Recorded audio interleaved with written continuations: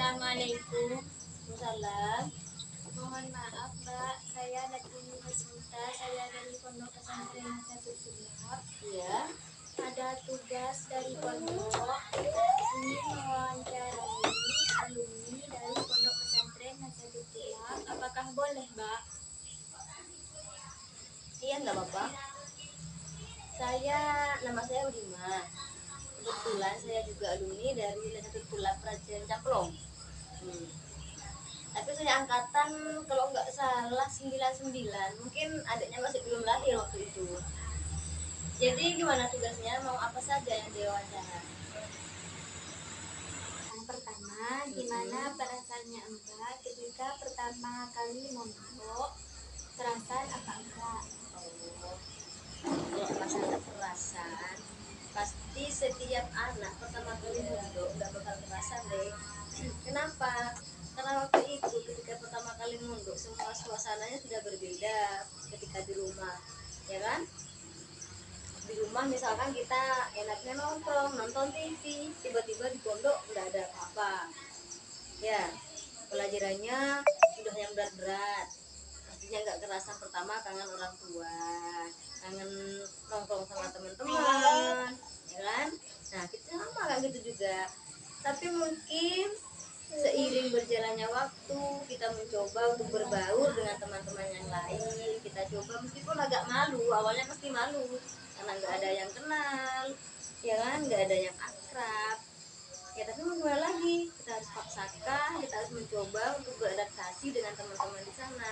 Lambat laun semuanya pasti bakal kerasan, bahkan kalau sudah lama kita bakal betah di sana, bahkan nggak mau pulang ke rumah kalau sudah betah di pondok itu. Kalau awal-awal pasti nggak kerasa, kalau misalkan kita nggak kerasa kemudian kita menyendiri, ya udah bikin pusing, nggak mau mondok lagi. Tapi kalau kita kerasan, kita lawan, kita mau teman sama yang lain, kita mau ngomong, kita mau apa, kita mau kumpul-kumpul sama yang lain, mungkin nanti lambat laun bakal hilang nggak kerasanya itu. Adanya gimana, udah kerasa di pondok? Oh, masih belum dicoba. Tipsnya dicoba dari saya ya. Ada lagi? Masih ada. Oh ya, lanjutkan. Yang kedua, semasa pondok Mbak pernah dibully gak? Wah, kalau dibully itu udah macem-macem, karena kita kan anak baru di sana, ya kan, nggak ada temen, nggak ada yang belain. Kalau masih ada temen masih mending ada yang belain kita bisa curhat. Tapi kalau udah kita berangkatnya sendiri di sana, nggak ada orang, nggak ada temen, nggak ada tempat curhat, kita diapain, kita kadang diejek. Ya, pernah ngerasain juga? Oh iya, kita diejek, kita kadang nggak ditemenin, itu bikin kita kadang merasa nggak betah. Ya, makin tambah nggak betah, udah nggak kerasa, udah dibully, aduh, pengennya pulang terus, pengennya nangis terus, ya. Nah, kalau ngebully tetap dibully itu tetap, tapi ya mau gimana lagi, itu ya resiko kita di pondok. Tapi mungkin itu awal-awal nggak bakal susah kita dibully, itu bagaimana kita sikapnya dari kita saja, kita mau ngelawan atau enggak. Kalau kita cuma pasrah, kita dibully diem, itu tambah dibully sama yang lain, ya kan? Tapi kalau kita meskipun nggak ngelawan secara fisik, bukan berarti kita harus berantem sama mereka yang ngejelekin kita, yang nggak nemenin kita, kalau kita harus adu fisik, enggak seperti itu. Mungkin dibiarin saja, jangan diambil hati, biarkan mereka mau bilang apa, kita mau dibilang apa, ini kayak ini deh, udah jangan diambil, dengerin tapi jangan diambil hati, jangan dimasukin hati, jangan jadikan pikiran. Ya, biarkan semuanya berjalan.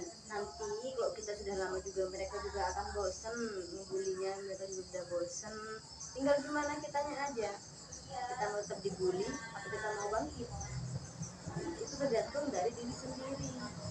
Jadi buat adiknya sendiri itu harus punya kemauan, ada kemauan, ada apa ya, ada motivasi lah untuk bangkit.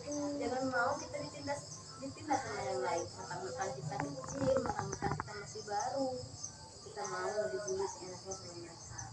Itu pun kalau adik masih mau lanjutkan di pondok. Kalau misalnya kita tetap dibully, kita tetap emosi sendiri, nggak mau melawan, ya udah kita nggak bakal perasaan dan sekolahnya mau sekolah males, mau ikut kegiatan males, ya kan?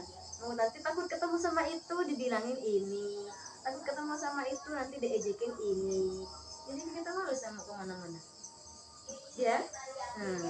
Jadi seperti itu, kita harus punya kemauan dari diri sendiri dulu untuk bangkit, meskipun nggak melawan harus adu fisik, nggak harus. Yang penting ada kemauan dari diri sendiri, nggak mau ambil pusing seperti itu. Kalau dibully tetap, karena semua orang kan nggak sama, ada yang baik, ada yang nggak baik. Gimana? Udah puas? Oh belum. Masih ada lagi yang mau ditanyakan? Masih ada? Belum, nggak Kalau apa-apa. boleh tahu apa kesibukannya Mbak sekarang? Alhamdulillah, saya sampai sekarang masih dipercaya untuk mengajar di salah satu lembaga di daerah sini juga. Selain itu, saya juga untuk mengisi waktu kosong, saya membantu mengajar anak-anak di sekitar sini yang masih mau belajar dengan mengadakan les privat di sini. Alhamdulillah. Ini salah satu anak didik saya juga. Bisa Mbak bertahan sampai sekarang kan menjadi guru itu nggak mudah, Mbak. Ya, gimana Bu? Kok bisa Mbak bertahan sampai sekarang kan menjadi guru itu nggak mudah, Mbak. Sebetulnya karena saya dari awal kuliah itu sudah mengambil jurusan pendidikan, otomatis saya terjunnya ke lapangan juga di lingkungan pendidikan, salah satunya seperti mengajar. Nah, untuk masalah mudah nggak mudah itu kan tantangan. Bagaimana kita menghadapi. Terima kasih. Di sini. Nah, kalau nggak mudahnya itu kan semua tantangan. Bagaimana kita menghadapi murid, bagaimana kita menghadapi suasana kelas supaya tetap kondusif, ya seperti itu kan sudah ada di bangku kuliah juga sudah diajarkan seperti itu. Tapi untuk jadi pendidik yang pertama itu adalah harus ekstra sabar, itu yang paling penting. Karena kita berhadapan, khususnya saya mengajarnya di lingkungan anak-anak yang semuanya masih di bawah umur, seperti umur 5 tahun, 6 tahun, 4 tahun. Jadi saya juga harus memposisikan diri saya seperti mereka. Misalkan mereka nanti maunya seperti ini, saya nggak boleh memaksa mereka. Kalau misalnya mereka nggak mau belajar, jangan dipaksa. Seperti itu mungkin tantangannya. Terus banyak tantangan-tantangan lain, nggak semua guru kan nggak sama. Tantangannya seperti apa? Yang jelas pertama harus sabar, seperti itu. Tetap usahalah bagaimana kita mendidik mereka. Mengajar itu nggak selalu mengajar tentang materi, tapi juga bagaimana kita mendidik karakter mereka, bersikap bagaimana, akhlak mereka bagaimana. Apalagi saya mengajarnya anak-anak usia dini seperti itu. Gimana? Masih ada lagi yang mau ditanyakan? Nggak apa-apa, udah cukup. Oh iya, mana dek?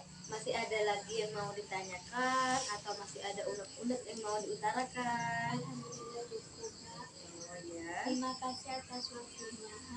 Semoga bermanfaat bagi Amin. kami, khususnya saya pribadi. Amin, amin, amin. Semoga kedepannya lebih baik lagi, terutama adiknya di pondok, lebih semangat lagi di pondoknya ya. Jangan dipikirkan lagi bully-bully itu.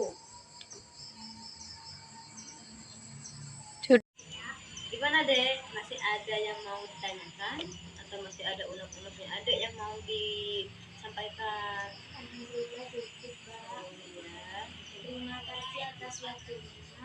Sama-sama. Semoga apa yang disampaikan oleh Mbak bisa bermanfaat bagi kami, khususnya saya pribadi. Amin, amin. Semoga semoga adiknya juga di pondok tambah semangat mondoknya, tambah kerasan, nggak jangan dipikirkan bully-bully itu, udah jangan dipikirkan lagi. Yang penting bagaimana adiknya di sana dapat ilmu yang bermanfaat, ya bisa jadi kebanggaan orang tua di akhirat. Amin. Terima kasih, Bang. Ya.